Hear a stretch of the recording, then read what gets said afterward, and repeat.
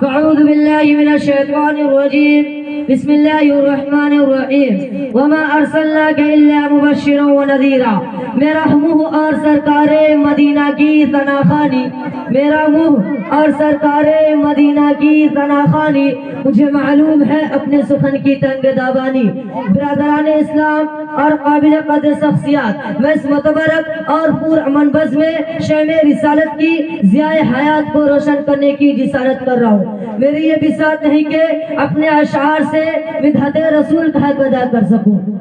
میں نے ذکر رسول اللہ صلی اللہ علیہ وسلم سے اپنے اشعار کی ضرور مدح سرائی کی ہے کسی اردو شاعر نے کہا قلم میرا قاضی زبان میرا عزیز محمد کی عظمت بتاؤں میں کیسے ہے محبوب رب امام الرسول وہ فضائل مکمل سناؤں میں کیسے برادران اسلام اور قابل قدر شخصیات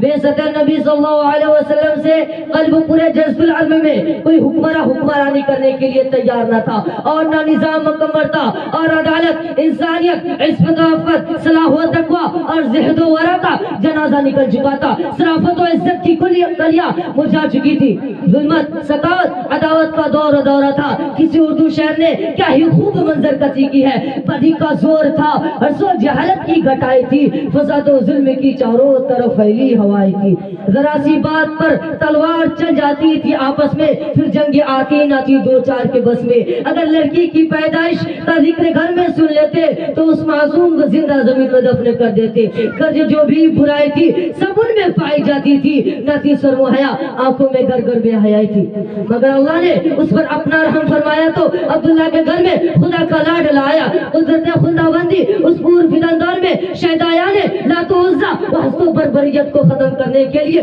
فرعون کی چوٹیوں سے آفتاب رسالت صلی اللہ علیہ وسلم کو طلوع فرمایا مکہ میں طلوع آفتاب کے وقت آفتاب رسالت صلی اللہ علیہ وسلم آمنہ کے لال عبداللہ کے لگتے زگر عبد المطلب کے نور نظر دو شنبہ کو اپنے تمام انوار و برکات کے ساتھ تشریف لاتے ہیں آپ ایسے وقت پیدا ہوئے تھے جن سے دن اور رات دونوں نے فیض حاصل کیا سبحان اللہ ایک عجیب ماحول ہے نور ہی نور نظر آ رہا ہے ظلم قدح و کفر قدح میں ایک تہلکہ مچ گیا ہے گلزار ہستی میں ایک عجیب رونق پیدا ہو گئی ہے چاروں سندھ سے بس ایک ہی آواز آ رہی ہے ایک والا آ گیا ایک والا آ گیا وہ آ گیا تو آ گیا دنیا میں انقلاب اجڑا ہوا چمندہ گلدستہ کر کے میرے قلب جگر کے ساتھیوں حضرت آمنہ خود فرماتی ہے کہ میرا نور نظر لفظ ذکر اس وقت تو کلام نہیں کر سکتا تھا لیکن اپنے انگ شہادت سے کچھ اشارہ کر رہا تھا وہ اشارہ کیا تھا وہ اشارہ اشہد ان لا الہ الا اللہ کا تھا قلب آمنہ میں مسرت و خوشیاں کی حد نہ رہی جب محمد صلی اللہ علیہ وسلم کو اداؤں کو دیکھا لیکن کچھ غم کے بھی آثارات تھی حضرت آمنہ فرماتی ہے کہ آج عبداللہ ہوتے اس نور نظر لگتے ذکر کو دیکھ کر کتنا خوش ہوتے اور کھیرولا وغیرہ لا کر دیتے غیب سے آواز آتی ہے اے آمنہ تو فکر مت کر میں اس کا رب بھی ہوں مربی بھی ہوں اور استاد بھی ہوں اگر یہ بچہ کھلانا مانگے تو چاند کو کھلانا بنا دوں گا اگر سیر و تفریح کا دل کرے تو معراج میں بلا لوں گا اگر کوئی اور شہادت طلب کرے تو پتھروں سے کلمہ پڑھا دوں گا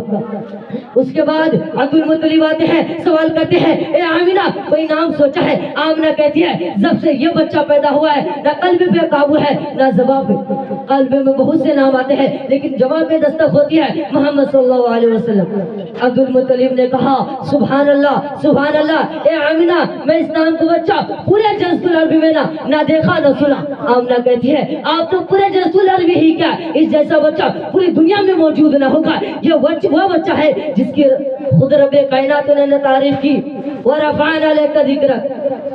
میرے قلب جگر کے ساتھیوں آپ کا نام محمد ہی نہیں تھا بلکہ عنوان بن گیا تھا آپ کا تمام محسن کا ایک خوبصورت گلدستہ بن گیا تھا ہمارے نبی صلی اللہ علیہ وسلم کے اندر حضرت آدم کی صورت تھی حضرت سیس کی مرافت تھی حضرت نوح کی سجاعت تھی حضرت ابراہیم کے اخلاق تھے حضرت اسماعیل کی زبا تھی اسحاق والی رضا صالح والی حکومت تھی لوط والی حکمت یعقوب والی بصارت تھی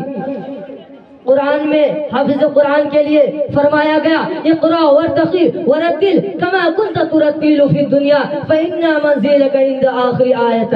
کل قیامت کے دن حافظ قرآن سے کہا جائے گا قرآن پڑھتا جا اور جنت کے درجوں پر چڑھتا جا اور ٹھہر ٹھہر کے اوپر جس طرح تو دنیا میں ٹھہر ٹھہر کر پڑھا کرتا تھا بس تیرا مقام و مرتبہ وہی ہوگا جہاں تو آخری آیت پر پہنچے گا